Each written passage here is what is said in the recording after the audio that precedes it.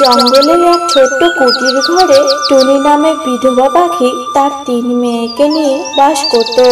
একদিন রাতে প্রচন্ড ঝড় বৃষ্টি শুরু হয়। ঝড় বৃষ্টির দিন টুনির ঘরটা দুলতে থাকে। টুকি, মিনু, টুসি, চল তাড়াতাড়ি বাইরে চল। ঝড় বৃষ্টিতে আমাদের ঘরটা দুলছে মনে হচ্ছে, এখনই ভেঙে যাবে। আর এক মুহূর্তে ঘরে থাকা যাবে না। চল আমার সোনারা, তাড়াতাড়ি চল।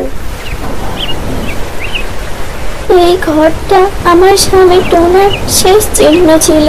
আর সৃষ্টিকর্তা, তুমি আমার থেকে আমার স্বামীর শেষ চিহ্ন ঘরটাও কেড়ে নিলে। এখন আমি বাবা হারা অসহায় 3 বাচ্চাকে নিয়ে কোথায় যাব? এইভাবেই ঝড় বৃষ্টিতে টুনি তার মেয়ে 3টাকে নিয়ে একটা গাছের নিচে দাঁড়িয়ে থাকে। পুরো রাত ধরে ঝড় বৃষ্টি হওয়ার পর সকাল হয়ে যায়, আর আস্তে আস্তে ঝড় ও বৃষ্টিও কমে যায়। পুরো রাত ধরে ঝড় বৃষ্টি মাথায় নিয়ে কোনো রকম রাতটা তো কাটালাম। এখন তো মেয়ে 3টের খাবার আনতে যেতে হবে। আমি এদেরকে এখন কোথায় রেখে খাবার আনতে যাব? এদেরকে যদি এই গাছের তলায় রেখে যাই, যদি কোনো হিংস্র প্রাণী এসে এদেরকে খেয়ে ফেলে, তখন আমার কি হবে? এখন আমি ঘর বানাবো না মেয়েদের জন্য খাবার খুঁজতে বেরোবো? মা, ও মা, আমার অনেক ক্ষুধা লেগেছে, আমাকে কিছু খেতে দাও মা। আর বৃষ্টিতে ভেজার কারণে মনে হচ্ছে আমার জ্বর এসেছে। মা, আমাকে একটু বিশ্রামের ব্যবস্থা করে দাও মা। মারে, আমাদের ঘরটা তো ভেঙে গেছে, আর আমার কাছে তো এখন কোনো খাবার নেই। আমি তোকে কি করে খেতে দিব বল? আর তুই বিশ্রামই বা কোথায় নিবি? টুনির এমন কথা শুনে তার বড় মেয়ে মিনু বলল, মা, তুমি কেঁদো না, তুমি বরং এক কাজ করো, তুমি বোনদের জন্য খাবার আনতে যাও, আমি আমার বোনদেরকে দেখে রাখবো। বড় মেয়ের এমন কথা শুনে টুনি একটু ভরসা পেল।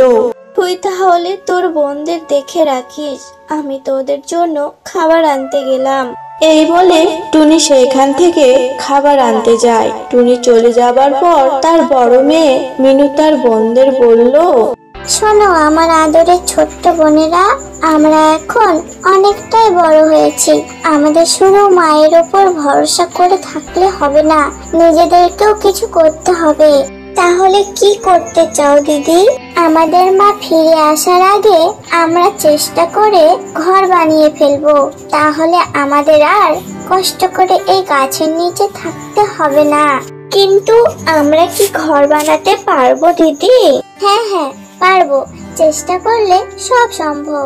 আমি যেভাবে বলছি তোমরাও ঠিক সেইভাবে করো। চলো এখন আমার সাথে কাজে লেগে পড়ো।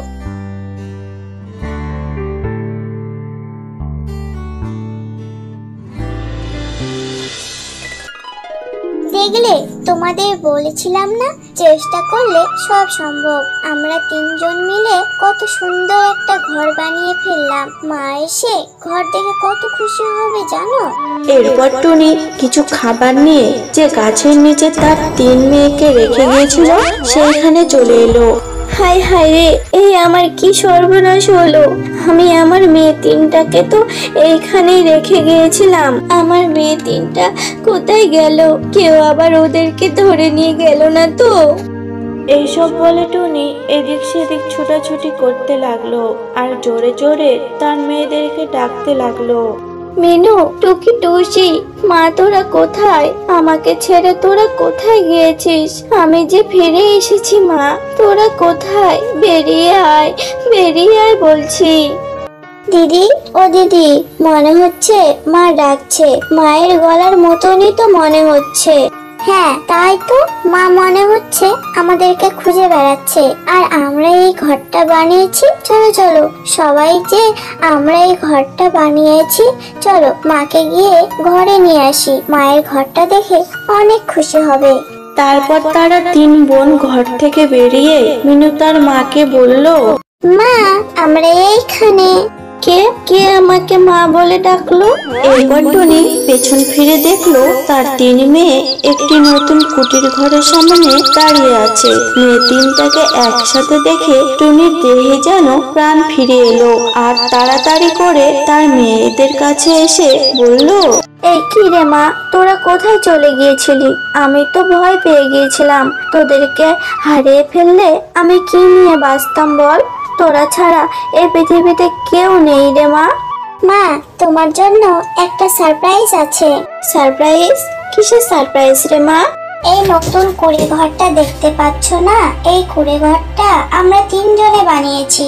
এই তোরা কি বলছিস রে মা? তোরা এই নতুন কুড়ে ঘরটা বানিয়েছিস? এটা কি করে পারলি? সত্যি রে মা, তোরা অনেক বড় হয়ে গেছিস। চল রে মা, তোদের বানানো কুড়ে ঘরটার ভেতরে গিয়ে দেখি। ভেতরে গিয়ে তো টুনি আরো ভীষণ অবাক হয়ে গেল। সে কুঁড়ে ঘরের ভেতরে গিয়ে দেখে তার 3 মেয়ে খুব সুন্দর করে সাজিয়েছে।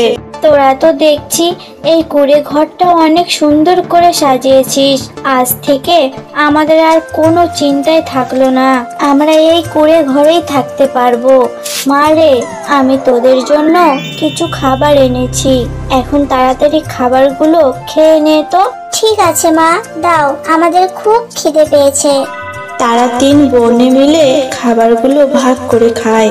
ঠিক আছে রে মা, ঘর তৈরি করতে তোরা অনেক পরিশ্রম করেছিস, আর কাল সারা রাত বৃষ্টিতেও ভিজেছিস। এখন তোদের বিশ্রাম দরকার। যা রে মা, তোরা সবাই ঘুমিয়ে পড়। মা, তুমি ঘুমাবে না?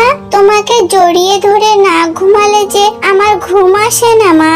অবশ্যই ঘুমাবো। আমি আমার সোনা মেয়েদের সাথে ঘুমাবো, নাতে কার সঙ্গে ঘুমাবো? এরপর টুনিও শুয়ে পড়ল, আর তার আদরের 3 মেয়েও টুনির দুপাশে শুয়ে পড়ল। এইভাবে টুনির মেয়ে 3টাকে নিয়ে সুখে শান্তিতে দিন কাটাতে থাকে।